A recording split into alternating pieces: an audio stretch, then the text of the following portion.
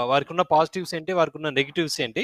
మనం బూర నరసయ్య గారి తర్వాత నెక్స్ట్ ఇంకా ఇద్దరి గురించి మాట్లాడుకుందాం.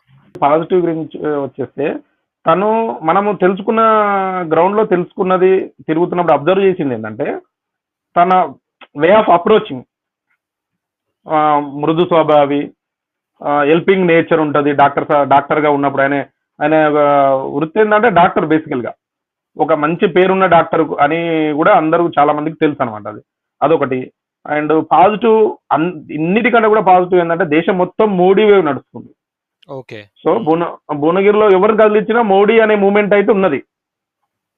సో తను కూడా ఏం చెప్పుకుంటున్నాడంటే నేను మోడీ సైనికుడిగానే మీ ముందుకొస్తున్నాను. సో ఆయన 400 సైన్యంలో నన్నొక్కడిని పంపించండి అని అదొకటి. ఆయనే 2014లో గెలిచినప్పుడు ఏమేం చేశాడన్నది ఒక నవరత్నాలు అనే కాన్సెప్ట్